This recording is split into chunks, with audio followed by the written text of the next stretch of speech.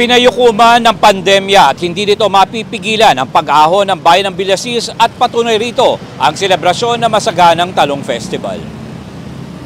Inumpisahan ang Talong Festival ng Bayan ng Villasis ng parada at eksibisyon ng Drum and Bugle Corps ng Virgin Milagrosa University Foundation at sinundan ito ng motorcade nitong umaga ng Enero 12. Sa eksklusibong panayam ng SM News North Luzon, binahagi ni Villasis Mayor Renato Abrenica na malaking tulong noon ang Town Festival dahil kumikita ito ng malaki sa pamamagitan ng popularity contest na siyang ginagamit sa pagpapatayo ng mga gusali gaya ng munisipyo, legislative, overpass at auditorium.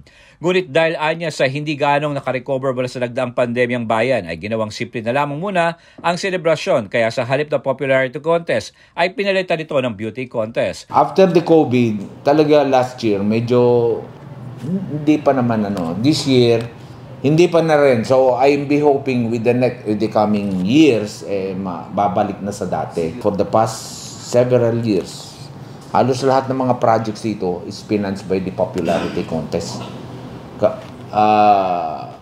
Maraming mga tao medyo talagang very helpful sila. Mukhang na-drain din siguro. Kabilang sa mga aktibidad na magtatapos sa Enero 20 ang Thanksgiving Night, Manimanang Cup Tennis Tournament, Villasis Singing Idol, SK Night, Farmers Day, Toda Night, Retires Day, Educators Night, Barangay Night Street Dance Competition, Talong Cook Fest at Coronation ng Balikbayan Night. Ipinagmamalaki rin na Brenica ang pagtanggap ng parangal ng Seal of Good Local Governance noong 2023. Anya, pangatlong SGLG Awards nang natanggap ng kanilang bayan.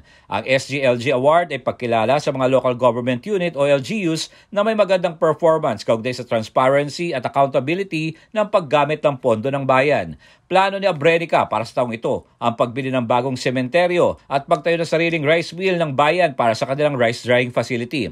Kabilang din sa proyekto ng Punong Bayan para sa taong ito ang pagpapalaki ng kanilang rural health unit para sa dumadaming mga nagkakasakit, mga kalsada, drainage at marami pang iba. Kaugnay na balita, nagdiriwang din ang kanilang month-long celebration ng Bayan ng Pusurubio ngayong buwan ng Enero para sa kanilang 154 na anibersaryo at Town Fiesta. Sa eksklusibong panayam pa rin ng SMNI News North Luzon, sinabi ni Pusurubio Tourism Officer Maria Cristina Calatsan na siksik na masasayang aktibidad ang selebrasyon. Tampok ang Alumni Homecoming, Balikbayan Night at Patupat Festival. Isa sa mga highlights ng piyesta ang mga produkto na gawa ng mga Pusurubians. We take pride in promoting our sugarcane-based products because all of them are unadulterated, very pure po sila. So the reason why we are annually holding the Patupat Festival is for us to promote the authenticity of the ingredients of the patupat making process.